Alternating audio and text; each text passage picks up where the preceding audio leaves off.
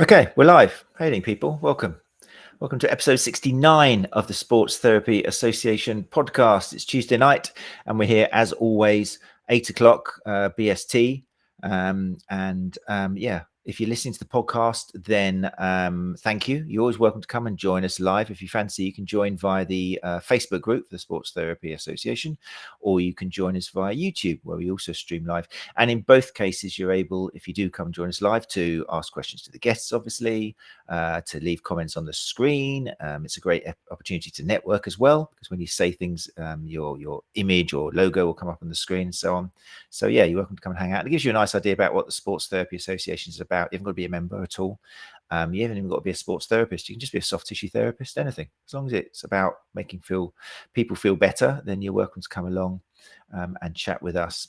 So my name is Matt Phillips. In case you don't know me, I'm the creator of Runchatlive.com. And yeah, we've done this now for 69 weeks without fail. And we bring you experts from around the world of healthcare provision to discuss topics that will help you, the soft tissue therapist, develop your practice in the direction that evidence and research takes us. That'll be my nice little catchphrase now, I think. That's what the idea behind all of our episodes. You can't do everything just by the books. A lot of the stuff, we don't know how it works, but we use evidence as a foundation and take it from there. Right, there's already people coming in the group joining us, which is great. So hi, Timothy, you're in the room. How you doing, mate? Emma Victoria Wardle is here as well. Nice to see you. My first one for Yonks, she says, and Yonks, and Yonks, and Yonks. I'm glad you could join us, Emma. Thank you very much. Don't forget, if you are joining us by YouTube as well, you can leave comments and they'll come up on the screen live as well. Right, so let's say thank you first of all to our guest last week. That was the wonderful Dr. Claire Minshall. If you missed that episode, then you can listen to it on podcast. You can catch up with it as well on YouTube. I'm not sure if I updated it. I'm not sure if I've uploaded it yet to the Sports Therapy Association website, but they're all available on there as well, which is the STA.co.uk. You can see all the episodes there as well. It was a really, I was quite moved because if for those of you aren't aware, Dr. Claire, as well as being a hugely respected rehabilitation specialist with over 20 years experience working in sports medicine and health, Claire was knocked off her bike back in July and suffered some really serious injuries and had to have sternoclavicular joint surgery, still suffering the effects of that and the concussion she experienced. And Claire really gave us a really personal view and a description of the whole experience, her rehab from day one post-surgery, how that differed a little bit from the advice she was given. So she had a wonderful, well, not wonderful opportunity, but an opportunity to put her trade into practice with regards to rehabbing everything. And how it's changed her not only as a person, but as a sports rehab specialist as well. And we also had details of her courses, which are back in action now, we're glad to say. And shortly, we're going to have Gary with us, founder of the STA, announcing the winner of that competition, an STA member who will be winning a free place on the Strength and Conditioning for Sports Therapist course with Dr. Claire Minshall. That'll be happening very soon. Right, so tonight it's a catch-up session, which is nice. I mean, we get experts all the time and we've got loads of episodes, but now and again we throw in a catch-up session, which gives especially STA members a chance to hear what's happening at STA. Gary Benson, the founder, will be joining us. Also, we've got a couple of regional reps, which is wonderful opportunity for you to meet regional reps from the STA. We're going to have Ryan Smith, who's the regional rep for East Midlands and East of England. We're also going to have Becky Carrol, who's regional rep as well, who's going to come up. And they're both working in the trade. They've got experience. They're going to join us in the discussion of things that are changing at the moment, hopes, expectations, ways which the STA could, should, would like to help you. And obviously, as listeners, you're welcome as well to join in and raise your concerns or celebrations, whatever it is, anything you think is relevant to the soft tissue therapy industry. Right, I think that's enough now for the intro. Don't forget, if you are interested in Dr. Claire Minshall's courses, then just go to getbacktosport.com.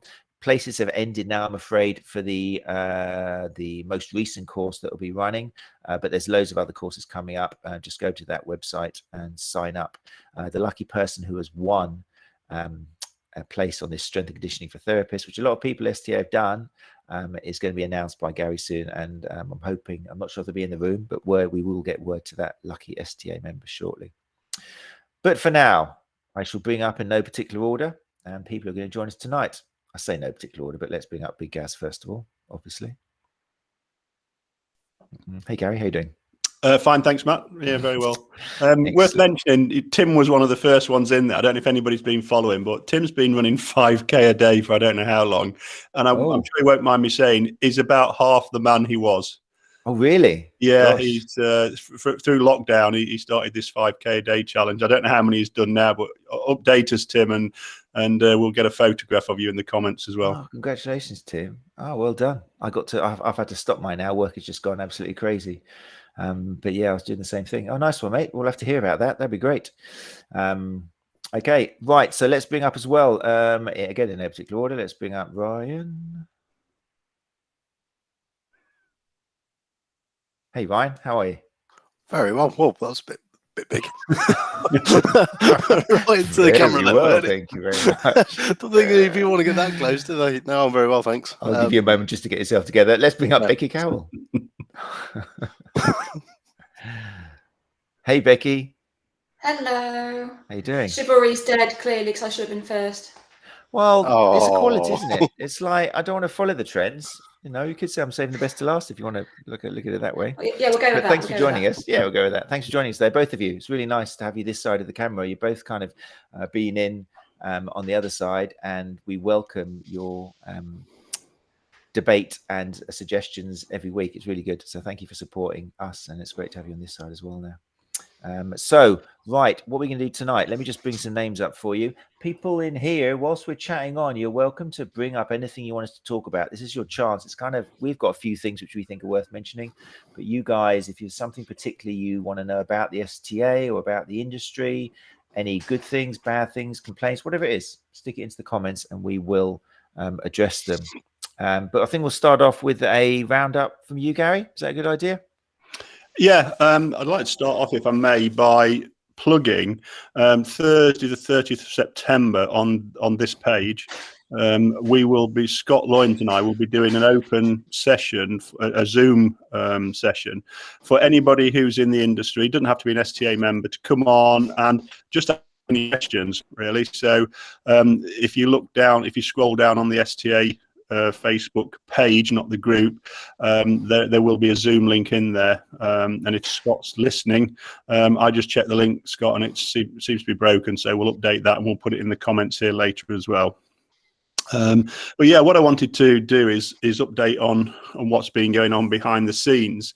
For the last few months, I've been liaising with the boroughs of London, and I believe there are 38 of them, and we've been applying for exemption for our members from the massage license, which is compulsory down there, and a lot of other associations and organizations already have that, but it's something we've been working towards and satisfying the criteria, so I'm just waiting for an update on that.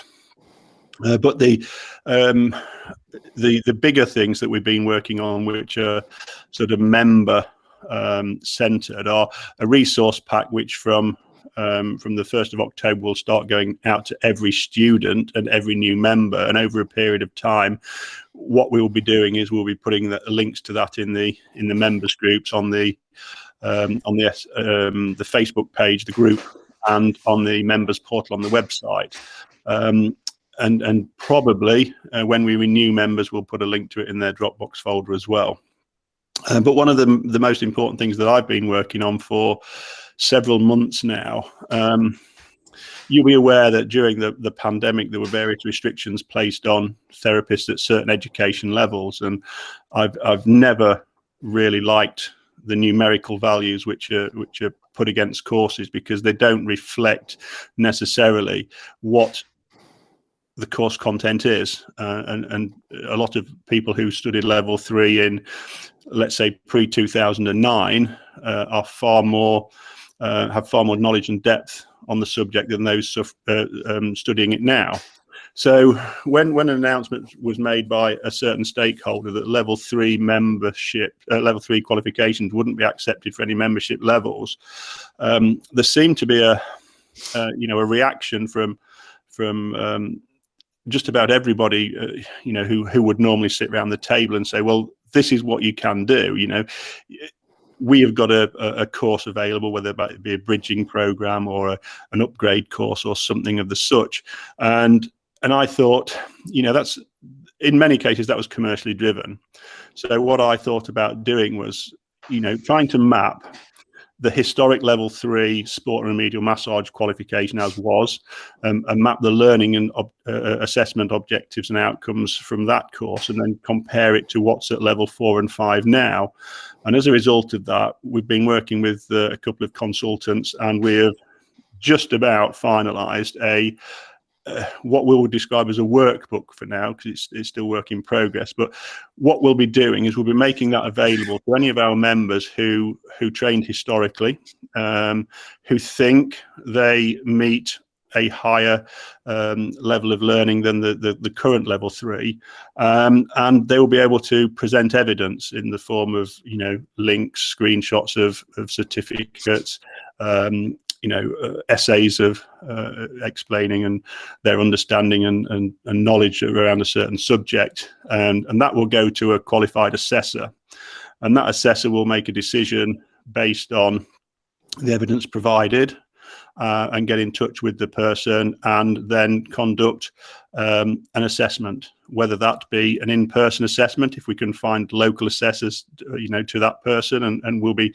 advertising a number of posts nationwide once we roll this out. So we will be looking for official STA assessors who will have to be qualified or willing to work towards a qualification, and they will be mentored by some of the STA staff and taken through an assessor's or a quality assurance qualification. So there will be a cost involved in this, but it's nowhere near what you would be paying if you were going on an upgrade course. So I do envisage there being a small charge for the workbook, which will reflect the amount of hours and the monetary investment that we put into that, just to recoup a little bit of that, but also as well to cover the assessor's fees. So I'm not going to sort of quote figures at the moment, but it's going to be certainly in the low hundreds of pounds rather than the low thousands of pounds, which some of these courses are.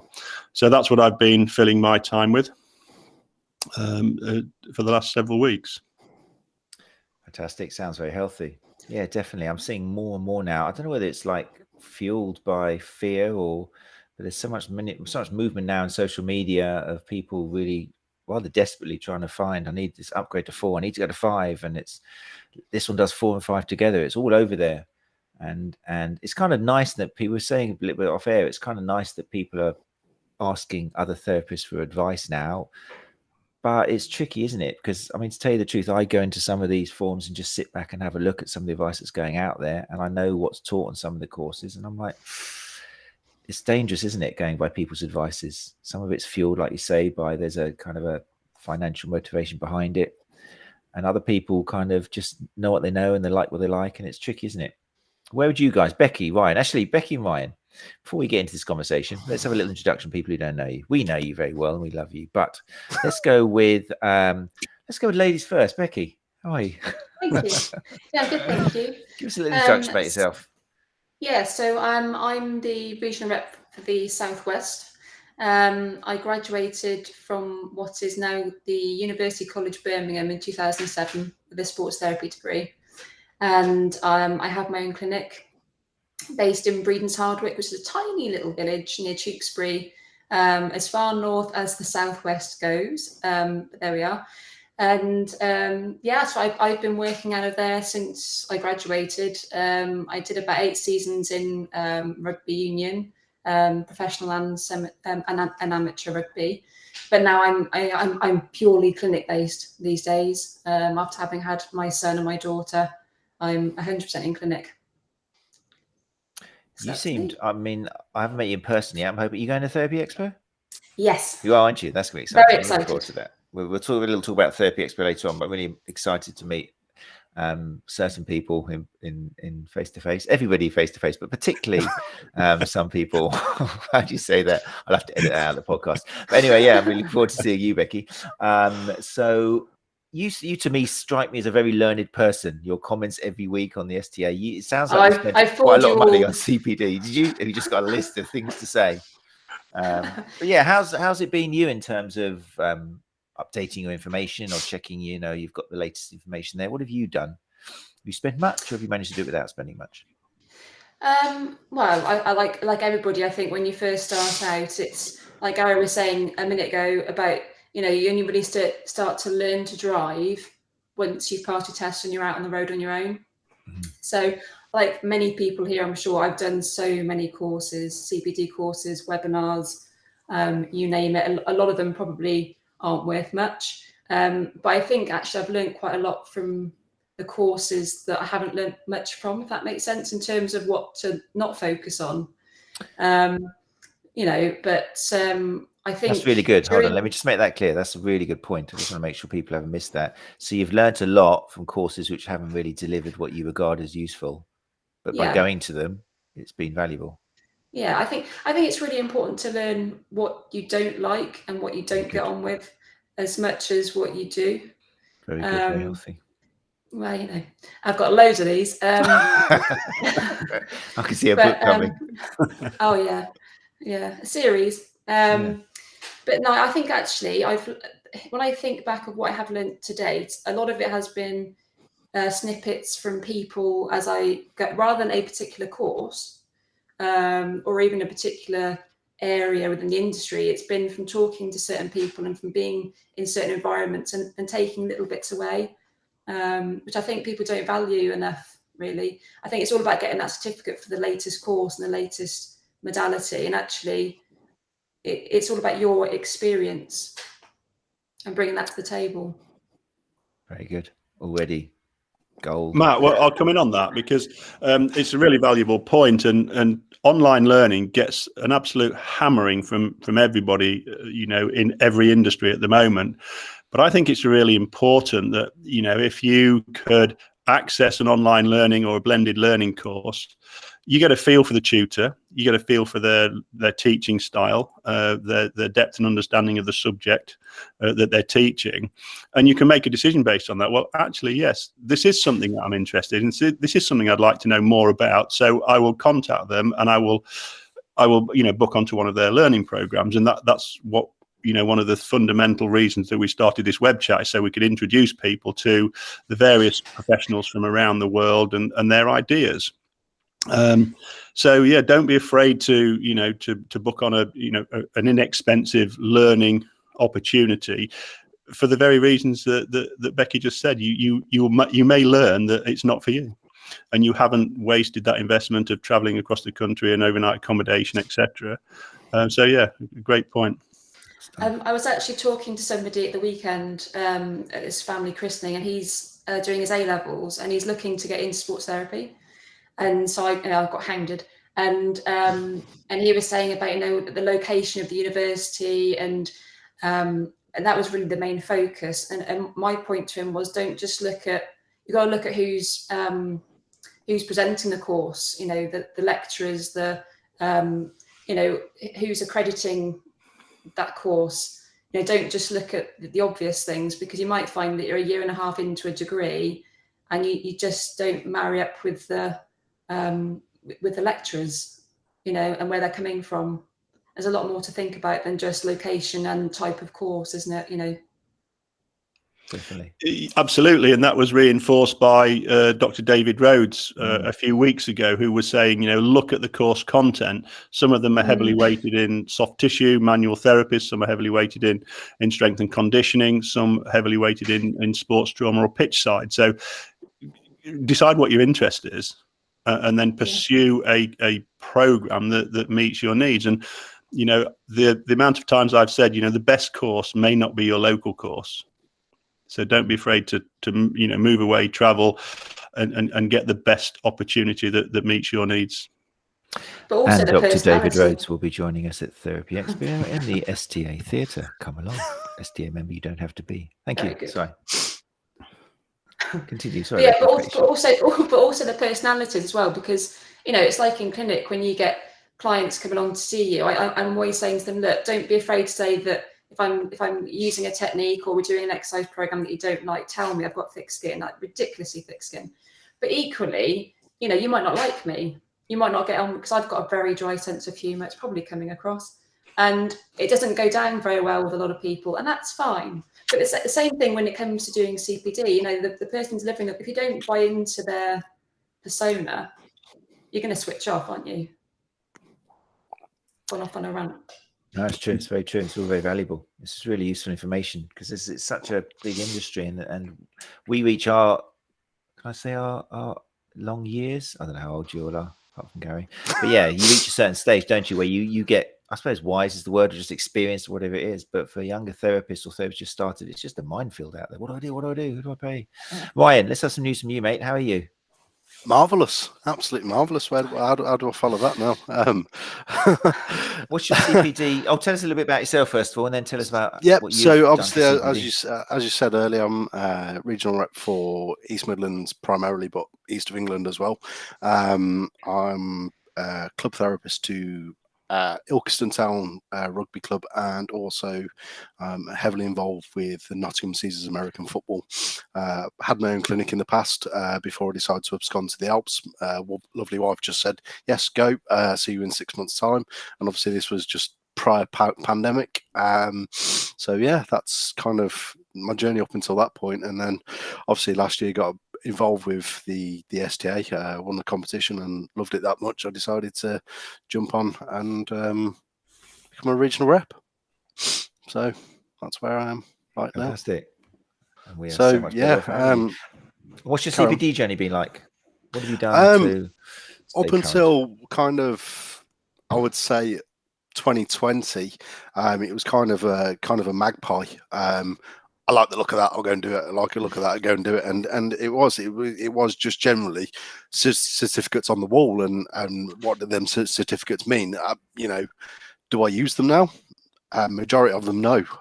It was just kind of, like I say, it was just kind of a magpie, and I'll take that, I'll take that, I'll take that. Now I'm a little bit more concerned with what I know, and probably the biggest one that I've done is something that you don't. Well, I mean, with the Sports Massage Academy, it's quite good with the aspects of Alex, bit of business coaching and stuff, but there's no real sense of business sort of coaching or mentorship, and getting a business coach was probably the best thing I ever did.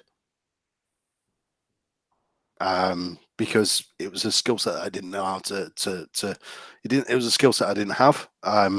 Put a few things in place, and it did wonders for me. Just to come in on that point, Ryan mentioned Alex. That's Alex Hall, who runs the Sports Massage Academy, which is based in the Midlands, but they run courses nationwide. And just for a bit of trivia, his brother is Eddie Hall, who was the world's strongest man, and who does the Eddie Eats America program. If you haven't seen it, it's well worth a watch. But yeah, we've got a presence at the Sports Massage Academy conference, which is the 9th and 10th of October, and that's in Nottingham, and I'll be one of the speakers, and I'll be talking about the role of professional associations in our industry. See, you see how I did that? I was not nice link there. You see, did that on purpose. Yeah. So for me, it was yeah, you know, it's don't so much be a magpie and see the latest sort of thing on Facebook, because you see it on Instagram, and I think you mentioned it about I think it was last week, weren't it, Matt? But you know, don't take so many photos of what you're actually doing. Let your business talk for itself, so to speak. And I've kind of steered away from Instagram and all that now, and it's done wonders for myself and my own mental health as well. I think there's a danger, you know, as therapists, you know, like we've all said, we've all done it. We've all been on courses and thought, oh, you know, why did I do this? Because it looked a good idea, you know, idea at the time. But with the, you know, the rise of social media, I think that somewhat, you know, changes client expectations, you know, and you know, my son runs a clinic, and he has phone calls saying, oh, I just want cupping. You know, I've heard it's really good. You know, can you do cupping? If not, where can I go to get cupping? So I think, you know, sometimes there is you know, an expectation from the clients, and then sometimes we as therapists become reactive to that and think, oh, I must go and do a cupping course or a needling course. And you know, Kat Reimer makes a really good point. If you could put it up, Matt, if you don't mind. Yeah, for sure. And I'll read it out. When CPD becomes CPD for CPD's sake, for the hours you need for the year rather than something you're actually interested in, I've learned to focus on what I'm interested in over the last 2 years being part of the STA. Becky and Ryan and Kat, I've spent, we've had numerous conversations over the years talking about, how I can help you as regional reps who commit to, spreading our message, how I can help you develop as a therapist and give the, my years of experience as a businessman, because that, I've had businesses before in other industries, and my role in the STA is to facilitate your learning, and that's the whole reason that I got Matt on board to run these web chats, is because we can whet your appetite with some of these world-renowned experts who we're talking to, and it may motivate you to step outside what you think is your treatment style. Many people, and for many years I would get involved in discussions on social media, if you like, advocating and defending how I was originally taught to treat, and it wasn't until I sat back and thought, well, actually, in doing this, in adding fuel to that fire on social media, I'm causing myself stress and anxiety, which I don't need, and it made me ill. And so I stepped back, and even now, Matt and I spoke about this before. You go on any social media thread, and if it's something that's our industry related, and if I've been tagged in it, as Ryan's tagged me in a couple of things more recently, I'll just say, look, I'm happy to have a chat with you about what your obligations are and what your options are, with no obligation, whether you're an STA member or not. I'm here to help the industry at a time when there seem to be so many people in the industry who don't seem to want to help. It's almost like it's the equivalent of when a runner goes into form and say, oh, what pair of shoes should I buy? Or what can I do for my Achilles? And all the runners just jump in with what's kind of worked for them. It's a bit like that, I sometimes think, when a therapist goes and goes, what course should I do? What should CPD should I do? Because it all depends on you, the individual, doesn't it? Where your journey is, where you want to be, your expectations, your hopes, how far you can travel, your money and everything. So it's nice to see people talking in these forums and sharing ideas, but sometimes, I'm not quite sold on how useful the comments are, especially when there's lots of money involved in them. But anyway, keep questions coming in, people. We'll probably move on from CPD now. I'm just going to say Timothy Grigg there has got a comment. I'll read it out for people listening to the podcast. Timothy says, takes time to find identity as therapists. CPD at times is way too easy to obtain and be a waste of time and money. More CPD needs to show levels of competency via examination and not just turn up to obtain a certificate. Levels of competency, that's the key for you, isn't it, Gary? Yeah, and what we're doing with the insurance companies that we're involved is we're talking about identifying CPD as either low risk or high risk. And if you're doing a high risk modality, and that might include dry needling, medical acupuncture, manipulations, not so much the sticking a piece of tape on somebody or some of the business CPD that's available. High risk CPD does need a certificate of competency. It's not appropriate to do that by an online learning platform. That has to be, in my opinion, face-to-face, in-person learning with an assessor observing you and assessing your competency at the end of that learning program. But an interesting point that Tim makes there about it takes time to find our identity. And I spoke to somebody today, and this was a result of one of the threads that we discussed earlier, Matt, about shadowing. And this person had been shadowing somebody and was in effect suffering from imposter syndrome. He knows a lot more than me. He's 3 years further into his career than me. He's got a lot more clients than me. Why should I be charging the same as him? And we discussed, and I said, whereabouts do you live? And he told me where I lived. I said, look, if I came to your location with my 50 quid, why should I come and see you? He said, well, because it's my treatment style. I'm individual to the therapy, to the client. I really take into account their needs. I said, that's what we all do. What makes you unique in your location? Why should I spend my money with you? And he had a thought, he just thought, I don't know.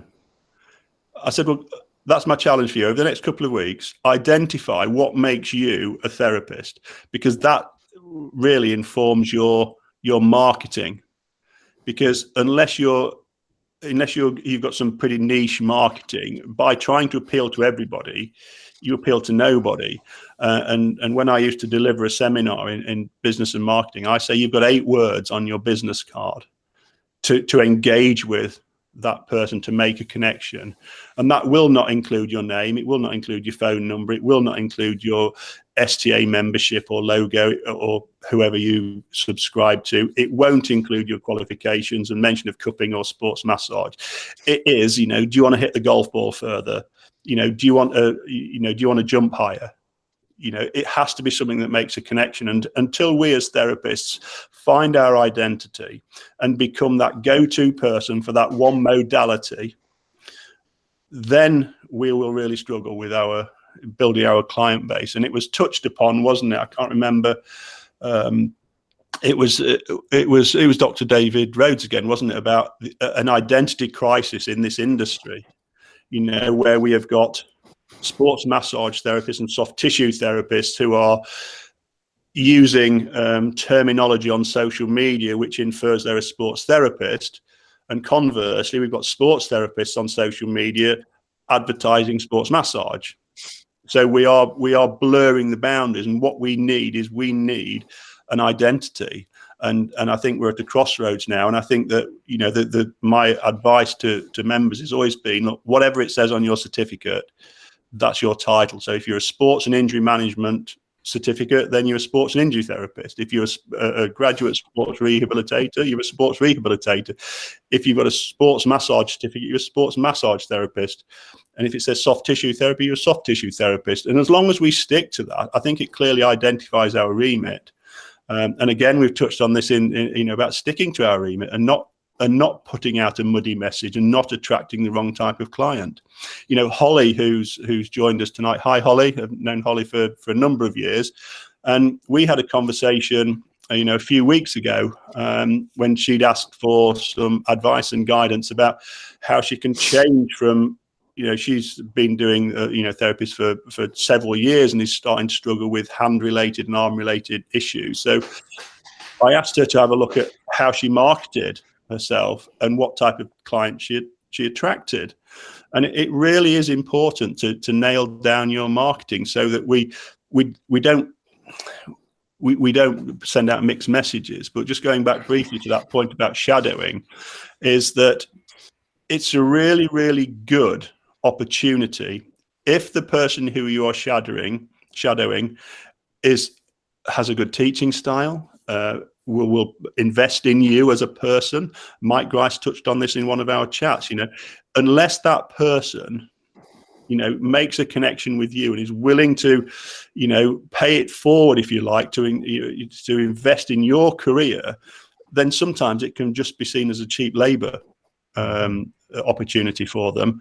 They don't put the time and the investment in, and as I said to you earlier, Matt, that it's not uncommon now for people who are trying to access a placement to have to pay in the hundreds of pounds per week to get a placement in a multidiscipline clinic, because of the investment that the company are making in that person, and it's affecting their ability to stack clients back to back. Mm-hmm. Yeah, it's true. It's very true. It's a shame though. I wonder whether sometimes just with shadowing and stuff and get money passing hands, but it'd be useful sometimes. And this is why I think we got STA regional reps and things, just popping into other people's businesses. I'm sure most therapists wouldn't mind you just popping in, sitting in reception a while. It's not like you're snooping, well, kind of snooping away, but it's just to join the industry and get ideas and share good ideas, and in between clients have a little chat. There may well be the odd client that comes in, which if I was working in the clinic, when I used to have people coming in, then obviously you check with the client, but they'd often say, no, it's fine, yeah, let them come in. If it was a junior therapist or someone, or sometimes I had physios coming in to see what I was doing with runners. So it can be a fairly informal practice and something we should encourage. But yeah, did you see the thread in the STA members group the other day? Somebody put, I'm really struggling for ideas, send me photos of your clinic. Oh yes. Yeah. And I thought, well, that's a bit. I thought a good idea, and I thought it was nice. Inundated with pictures of clinics. I really like that space there. I like the way you've done that. I like the colours. I like your couch, etc. And I thought, why did I do that? Instead of spend time and money on something that I wasn't going to use. I really think that's a COVID thing. You know, it's one of the positives to come out of COVID. That would not have happened pre-COVID, I'm sure. Hey, No. let's have a thought about showing pictures of our clinic. You'd be like, no way, just black. I'm not mentioning, no, you can't see my clinic, the books I've got, no way. But now it's like, that's really healthy. I think it's cool. Yeah, I remember that thread. That was fun.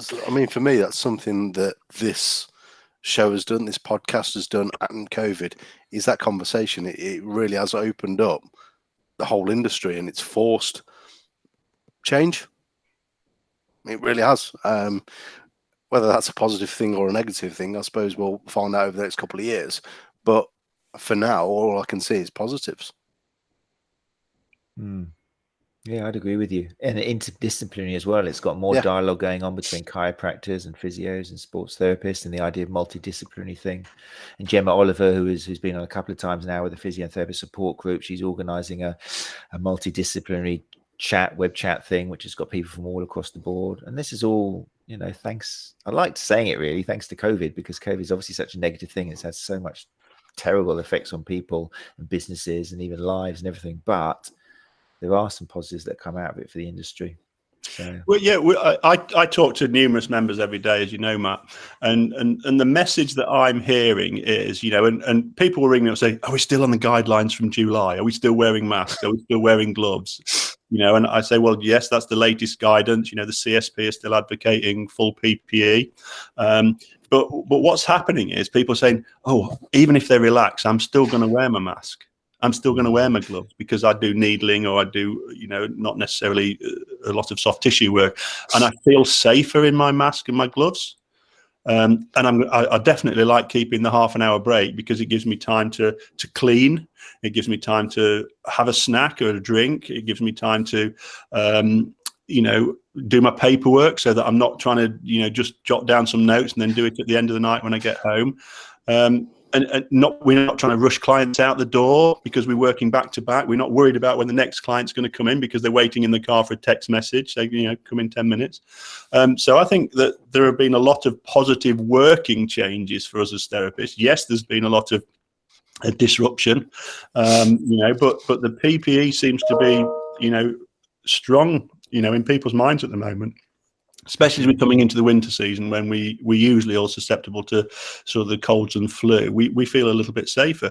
You know, several therapists I spoke to in the past month are still doing remote temperature checks when they come in. They're still doing the, you know, the reminder emails, the pre-COVID screening forms, and they say, I really like this because I feel better prepared when they come in, and instead of they're coming in and they've read, their eyes and nose are streaming, and they think, oh God, I don't want you here. Well, we could have discussed that on the phone last evening. Yeah, definitely. Becky and Ryan, how's your protocol changed? Are you still using your stuff, Becky? Yeah, I'm still doing temperature checks. You know, I'm still wearing mask, apron, gloves, the whole shebang. Obviously the pre-COVID screening form, and then the text to say, just to confirm that everything you put is, you know, still valid. And I've had like one or two of my clients that have been a bit like, oh, do we still have to do the form? And yeah, you do. You know, and I've done it so that it's like auto answered. And if one of the answers has to be changed, it's just a click of a button, put your name at the bottom, and that's that. But I think, as far as I'm concerned, I'm going to operate in accordance with the most vulnerable of my clients, and that's what I'm going to base it on. You know, and I'm an unpaid carer of my mum as well, so I've got to bear that in mind. And if you've got a problem with it, then not my client. Yeah, exactly. We were waiting for you to finish that sentence. Was probably best that you don't. I was trying to find the right words. Family friendly. I'm very much of that. What about masks for clients? Are you giving clients, when they're supine, for example, the option to wear masks? Or are you requesting that they wear masks? Yeah, unless they're prone, then it's part of the form to say, you know, I am asking you to still wear a mask. Are you happy to do this? Yes or no? So if there's, and I haven't had anyone say no. Right. Okay. Nope. I'll come in there then while we try and find Becky back again. Yeah, this question comes up quite often. Sign out and come back in again, Becky, because we've lost you on camera. If you just click out and come again, you'll be able to. This, it comes up quite frequently, actually, this question of, can I insist that my clients wear a mask, or a face covering? And I'll say, yes, you can. We will not fall foul of discrimination legislation because we're a voluntary access service. We're not allied health professionals. We can offer an alternative service. So if your risk assessment, and as Becky outlined there, then you risk assess to your most vulnerable client, or yourself, or your family, or your elderly mother who you might be a carer for, and you do everything you can to keep them safe. And if that person, your potential client, doesn't want to meet your policies, and then you don't have them as a client. You have that right. Ryan, sorry, I cut you off. You're going to say? No, so it's pretty much my way of thinking. Obviously, I don't so much I was working in an osteopath's not long back, and they were hot on stuff, but there was it was like only answering the COVID questions before they get into, when they get into the clinics, and I'm like, it's a little bit late by then. So I've stepped away from the osteopaths now anyway, because I just didn't have the time. But rugby players, when I'm dealing with a rugby club, they all have a 15-minute slot with 10 minutes in between, so I can clean everything down. They all have to answer questions before they come into clinic. Then I'll double check with the questions before they come to the clinic, and then I'll see them for the session, send them on the way, and whatnot. But yeah, all have to wear the PPE. I'll wear gloves, mask, not so much apron, because for me it gets in my way and it really frustrates me. I'm very much, if something's wrapped around me, I get flustered and frustrated with it. But that's again more my own. And Ryan, that's absolutely fine as long as your policies and procedures, which should be written, and I've had a number of therapists say that they've had visits from environmental health officers checking their written policies and procedures. It's not enough to have it on an iPad or a digital copy. So a lot of people are printing out folders. As long as your risk assessment states the reason that you're not wearing an apron, then that's absolutely fine. You've carried out your risk assessment. Aprons, goggles and visors are risk assessed for people who may be in contact with bodily fluids, so people who usually doing needling type things. What I would say, Alistair, is a very generous offer there. Be happy to welcome any STA members to pop into the clinic in Southport. What I would do, Alistair, is take your mobile phone number off there so you don't get inundated. And if anybody wants to take you up on that, they can get your contact details from me anyway. It's very nice for you there. Thank you, Alistair. Maybe, we could, I don't know, it sounds like we could maybe do a little folder or something, or now that we are not locked in for the moment anyway, if you're in the region, that's what the regional reps is really about, isn't it? We could coordinate. I'd like just to go and not necessarily have to do a formal shadowing and pay and that, but just pop in and have a look how it works and have a chat and give and take both. Because there's always going to be give and take when you visit someone. It's always going to be an exchange of ideas. So they're very kind, Alistair. I won't read out your mobile number. The phrase that I like to use is mutual benefit. Whenever we're doing something for someone, there has to be a mutual benefit. If the relationship is one-sided, somebody's getting more out of it than the other person, it doesn't matter whether it seems rosy at this moment in time. I can guarantee in 3 weeks, 3 months, 3 years, it will change. So as long as that benefit is mutual, then that's great. Nice one, Alistair. Good. Don't forget, people, if you are listening, if you joined us live and on COVID policies and things like that, if you're running a slightly different show, then just feel free to speak. There's no blame tree in here. We'll give you what's expected and advice and stuff, but don't be afraid to come up with something that doesn't concur with what we're saying. That's fine. Fine. Yes. So what should we move on to? What should we chat about? Don't let me tell you what we're going to chat about. Therapy Expo. Therapy Expo. That's a nice one. Definitely. Therapy Expo. Really, it's so nice, isn't it, to have the chance? First and foremost, just to be able to actually meet up face to face would be lovely. It's been a long time, isn't it? Is everyone here coming along? I'm not sure. I know Becky or Ryan, are you managing to make it up there, or? I need to talk to Gary about that one. No. Well, Becky's definitely on my stand helpers list at the moment, as is Harry Chambers, who's in here tonight. So I think I've got 2 tickets left. But I will. Hi, Ryan. I will speak to Jake. Jake's away on annual leave, so when he gets back, we are going to be filling out all of the information. So on our Therapy Expo portfolio profile, whatever it's called, we're going to be filling out all the details. So you will get an email. Obviously, Matt's going to be there, and you should have had an invitation, Matt, to the Airbnb. I did. I tried doing it last night, and it was asking me last evening. Yeah, it was asking me for photos of my passport and driving license to verify. I'm not doing that. No, I've sorted all that out. So yeah, what's happening then with Therapy Expo? It's been around, and I don't know if you were at the first one, Matt. Were you in Manchester? I came to the second one. I missed the first one. Yeah. So I've been to them all so far, and 2 in Manchester. Then it moved to Birmingham, to the NEC, and I've been there, ever present with the STA. Funnily enough, with the only association that goes from the sports therapy industry, Ollie Colburn and the team, it's usually Ryan from Basrat. They're always there. We always have a good catch up and a bit of a natter, and try and put the world to rights. But some of the other associations don't go. Sometimes the GCMT will have a stand there, and some of their member associations or organisations will attend.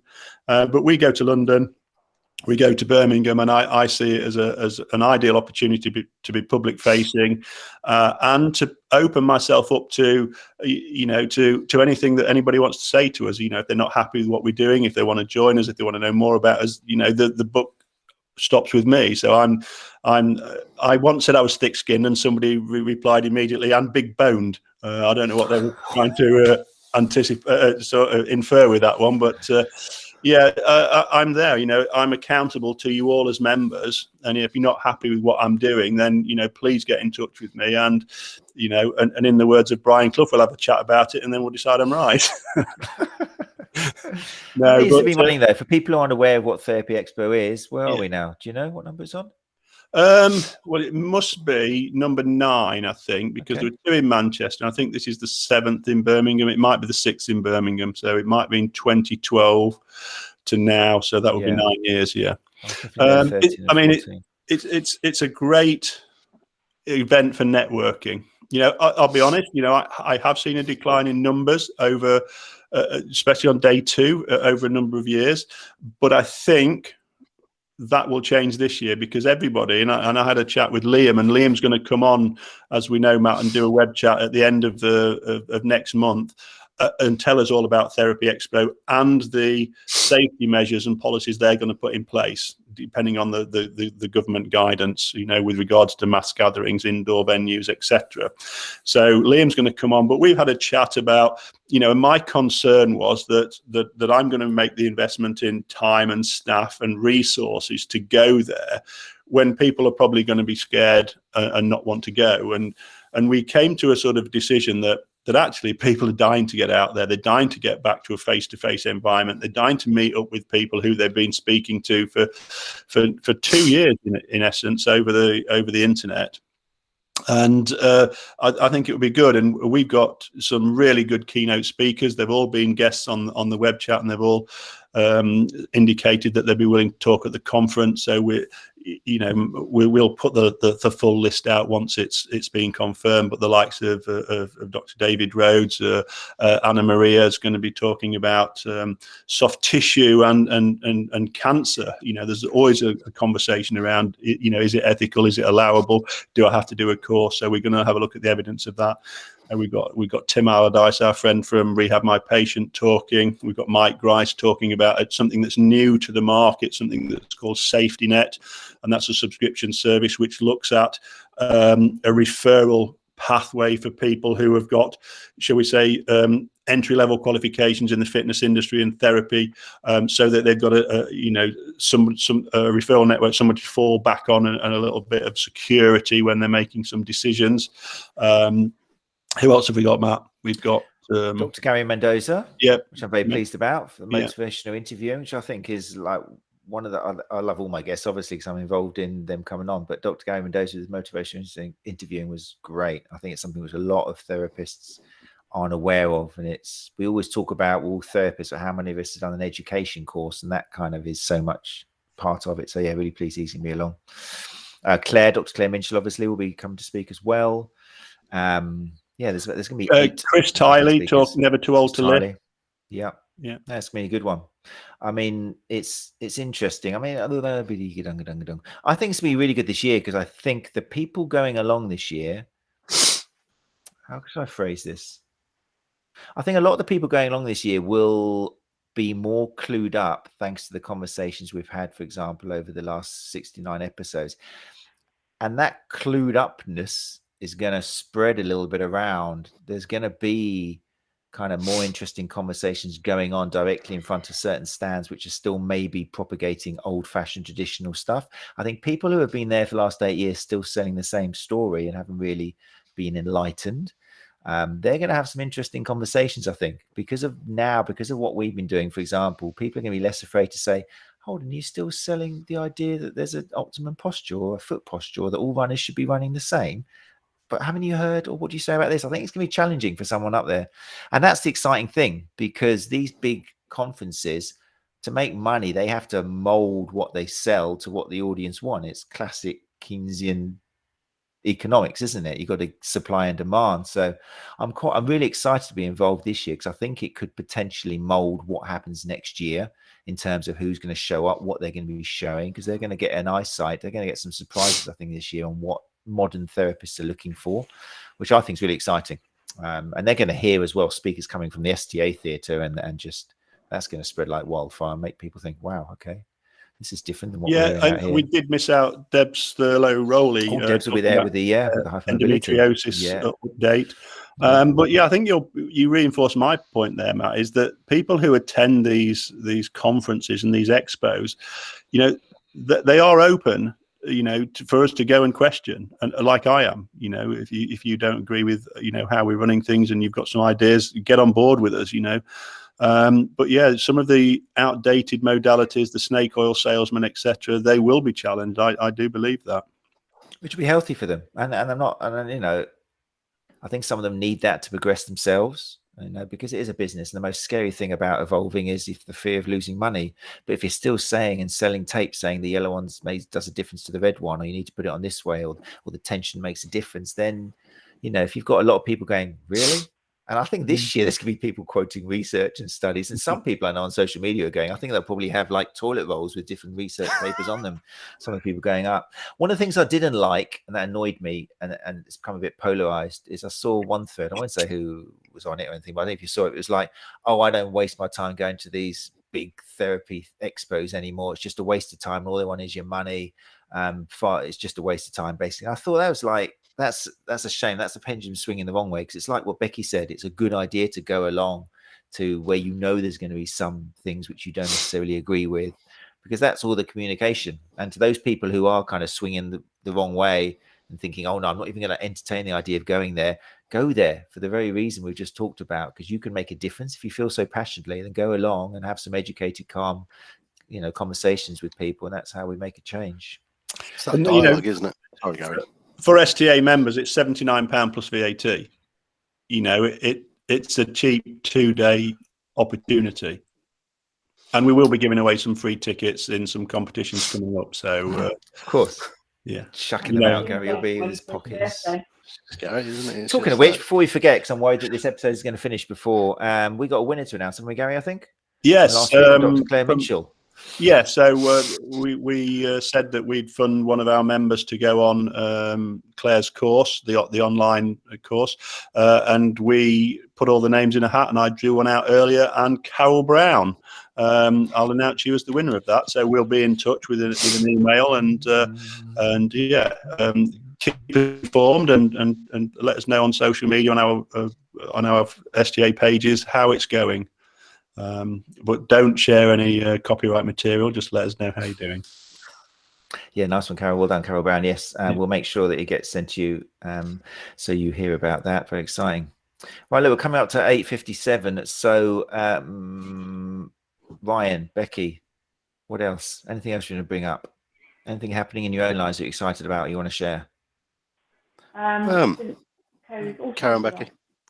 Since the whole COVID saga, I used to work out of a gym and often procrastinated about having my own little space. And it was, for me, COVID was a positive thing in the fact that it pushed me to do that. So I've now got my own clinic. And it's in the process of getting all the work done, but I'm at 75% there. But that's really good. So I'm no longer trying to buy like smash of weights and all this music. It's a place of zen. Is your technical roadie involved in preparing these for you? Yes, very much so. We've been taking time. This is another subject for another day, but one of the threads was about, when you're working from the home environment, does it affect your insurance? Do you have to inform the council about your council tax and everything? So what we'll probably do is we'll arrange on the STA group to have a Zoom chat about that, because that's been asked a couple of times. Great to see Carol's just responded. She was loitering in the background, and oh my God, thank you so much. Was looking at doing the Masters in S&C at Edinburgh University. So not only are we paying for your course, we've saved you some money as well. That's how we roll. That's what we like. Well done, Carrol. Yeah. Exactly. Ryan, what you got? Yeah, so for me, how are you? I'm in a better place than I have been. I mean, COVID has forced me to look at things a bit differently. I mean, there's a few of you know that 2019 I kind of shut up my clinic and shut up shop and absconded to the Alps, left the wife in peace and quiet, and obviously with the way COVID happened, it kind of put me on my back foot. I kind of watched it unravel in Italy, come over the border into France, come home, have nothing to do, so I ended up window cleaning for a bit. Pay the bills, got to. But it really has forced me to kind of just take a step back and refocus on what I actually want to do.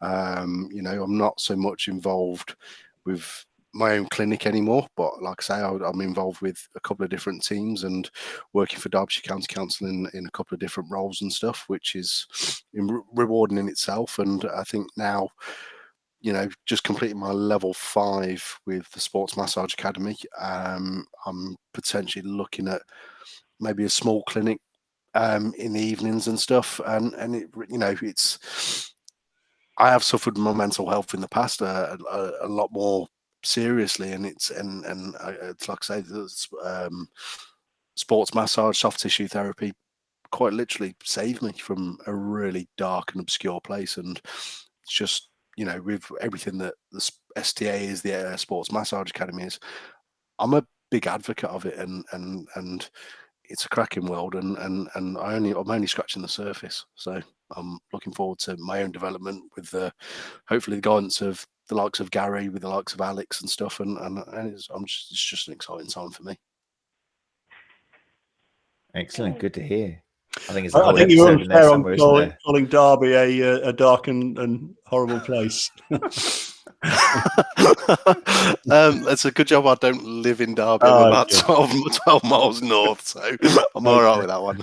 Yeah, but that's one of the things about the STA community, and that was the vision at the start of it, was to have a community, a club where people could share their fears and their anxieties. And we've had several coffee morning chats which happen weekly under Scott's direction, talking about mental health, talking about anxiety, about going back to work.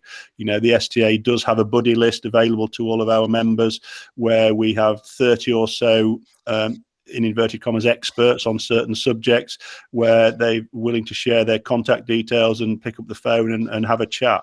And I'm on the phone usually till 8:30, 9:30 in the evening, started at 6 o'clock in the morning, not with phone calls but STA stuff, and that's what we're here for. We're here to dispel those fears, to speak about your anxieties and to help you, to welcome you to being part of this community that you probably don't get with other associations.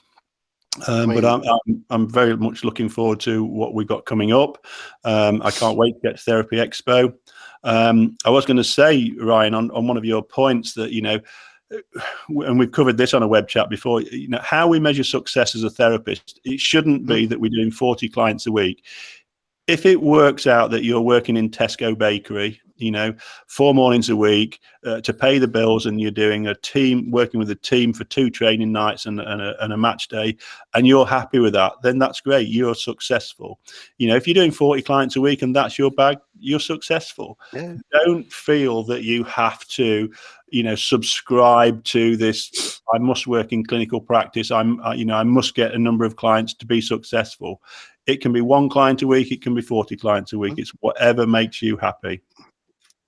Definitely, and that is just testament to where I am at the moment. It's been a journey, and it's took me a while to realise that. I mean, at one point I was just running to the ground, and as you know, I've said it before. I was looking to jacket it in, and I don't want to do that. I reassessed and moved in a different direction, and that's really opened up my eyes. And again, from what you've just said there, Gary, it's something that's, I know I got my free membership last year for a competition, but I was looking towards the STA over the others purely for the reasons that you've just stated. You're open, you're there, you actually care about the STA, you care about what the STA is. That's its members, it's the regional reps, and that for me is just absolutely fantastic. So for me, thank you.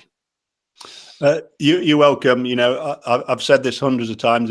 It's never about me. The STA is about you lot. I'm just the person who, at the end of the phone, just to give you a little bit of help and guidance if required. I'm not bothered whether people ring me up every week, once a year, or never. As long as they are happy with the support that we're giving, know that we're accessible. One of the things that we do is we ring people up within, and my record is 2 minutes, within 2 minutes of them joining. I was on another call else, so I'd have done it as soon as the email come through, but I just introduced myself and said, look, this is my mobile number, this is my STA Gary Facebook profile. If you want me, I'm here for you. Cheeky line inbound. I think it's not an association, it's a family, isn't it? I move. We should change it to the sports therapy family. Yeah. The STF, I don't think there is an STF. I think we can get it. Check Twitter quickly. I think Oh, God. God. STF UK. Oh, no. Tell me about it, bloody shave your beard off. I still can't get used to that. Anyway, I've been trying to grow this beard for 50 years. this for me is about 3 weeks. So yeah. I could have had links and helped you grow your beard and grooming, but I've dropped all that now. I've lost it. Not involved in them anymore. But anyway, right. Well, thank you, gang. And if you've been listening, this is going to sound like one of those after the films. If you've been affected by any of the issues discussed tonight, but if you feel that the STA can help you and you want to have a little chat about anything, obviously including mental health, but anything we've talked about, then you have got the regional reps on the website. You've got Gary, who's just spends his life sitting on the edge of his chair waiting for the phone to call and happy to speak to anyone. And also this is the place where you can hang out. There's wonderful people, and we thank everybody who's come along and supported us for like 69 episodes now. This is a place as well to talk and chat and just feel part of the community. So Gary, happy birthday, Jamie. Is it Jamie's birthday? Jamie Gargett? Yes, I believe so. I think that came up on my Facebook earlier today. It could be one of those Facebook things that comes up. You have a random Facebook birthday, don't you, Gary, that comes up now and again? I'm like the Queen. I have 2 birthdays. I have my official one, and I have my STA Gary one. Facebook birthday. Yeah. Right, folks. Right. Really disappointed I didn't get 2 lots of presents. Yeah, well, you're thick-skinned, aren't you? And, it's the same thing as when you start complaining about being ill, you get what you reap. But anyway, right, next week in the monumental STA episode 70, we're going to have Rob Bevan and Dave Elliott, who you might remember from the Back Pain podcast. We spoke to Rob before, and they're chiropractors, but don't hold that against them. And they'll be joining us to go through, really interesting, actually. You're going to go through some interesting case histories which they've experienced, to have a look at it. Things which didn't quite turn out as one would expect, and which obviously embraces the fact that you know, it doesn't always go by the book. We, like I say, we don't come with a manual. So that's going to be next week. Do join us for that. It'll be really interesting to have a couple of chiropractors on as well, because we have to move away from this idea that chiropractors are all realigning people and just, you know, making money out showing nasty x-rays and stuff. We've moved on from that as well. So it'll be really useful one to come along and again get that interdisciplinary thing happening. So that'll be same time next week on Tuesday at 8 o'clock. Well done again to Carrol Brown, who's got that free place on Dr. Claire Minshall's Strength and Conditioning for Sports Therapists. I look forward to hearing about how it goes for you. And we'll be releasing kind of dates and information about Therapy Expo. We've got 2 months now before it is. I really hope that if you're listening to this, it has given you an idea to get excited about it. It's on November the 24th and 25th, which is a Wednesday and Thursday. Obviously, that's going to involve quite a lot of you deciding, oh, do I have to shut up clinic for the day or something? But we've talked about this before, you know, CPD comes in many forms and ways. And again, if you could claim all of this as CPD, if you can show on a statement what you've picked up, what you've learned, it doesn't have to be any particular talk. It could just be just hanging out and talking to people and just write down what you think, how you think it's made you a better therapist. It's a real opportunity to mix with some wonderful people. So yeah, we'll be putting out posts about that and how to get that £79 for STA members. And that's it, I think. Right. So, Ryan, Becky, thank you so much for joining us. Thanks for having me. Sharing your experiences. Yeah, Gary, anything you want to finish up with before we shut down? Only to my friend Brian, will this recording be available, guys, for my students? Yeah, you can access it through the Facebook page for the next few days. Matt will upload it to the website, but it's also available on our STA YouTube channel. Yeah, it goes live to YouTube as well, so it'll be the live version will be on YouTube as we speak now. Thanks, Brian. Yeah, I'm really touched to think that'll be useful for your students. Okay, right, gang. It's been quite emotional tonight. I feel like the STF. There we go, the STF, the ST family. Right, thanks, gang. Yep, thanks everybody again. We'll see you next Tuesday. Hopefully, take care of each other. Bye. Bye. See you, bikes. Bye. So emotional this one tonight. I need some time by